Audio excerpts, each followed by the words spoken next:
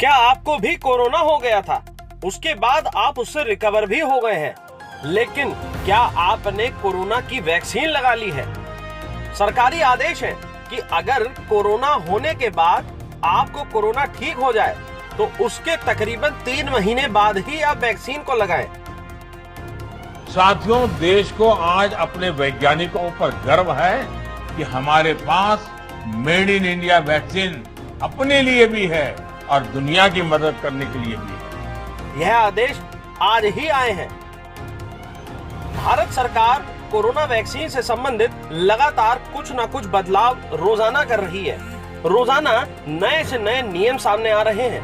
कभी plasma therapy से संबंधित उसको इजाजत दे दी जाती है, तो कभी प्लाज्मा थेरेपी को गलत ठहराया जाता था। कभी प्लाज्मा थेरेपी से ही मरीजों की जान बचाने की बात स्वास्थ्य मंत्रालय भी कहता है और कभी उसको इनकार कर दिया जाता है।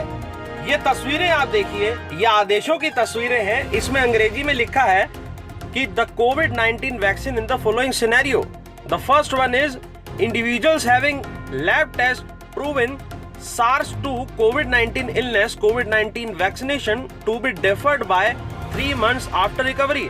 और सेकंड पॉइंट लिखा है SARS-2 COVID-19 patients who have been given anti-SARS-2 monoclonal antibodies और plasma COVID-19 vaccination to be deferred। deferred का मतलब होता है स्थगित, यानी कि ऐसे पेशेंट्स इन 2 कंडीशन के अनुसार भारत सरकार ये कहना चाहती है कि पहले कंडीशन में अगर किसी पेशेंट को कोरोना हुआ था और कोरोना उसका ठीक हो चुका है, उसके 3 महीने बाद ही वे वैक्सीन को लगाए। और दूसरी कंडीशन कहती है कि अगर किसी पेशेंट को इलाज के दौरान उसको प्लाज्मा थेरेपी की जाती है या उसको प्लाज्मा थेरेपी से उसको सही किया जाता है, तो फिर उसकी भी वैक्सीनेशन को स्थगित कर दिया जाए।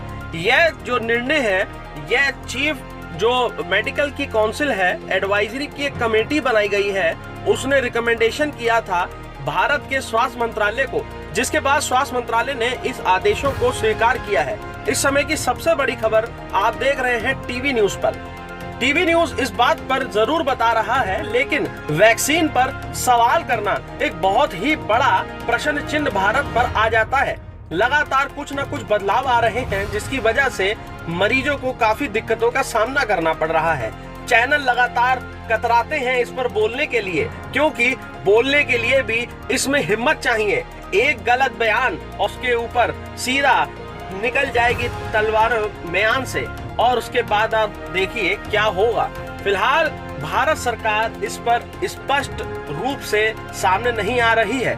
कभी किसी प्रकार का निर्देश होता है तो कभी लगातार निर्देशों का पालन करने के लिए कहा जाता है।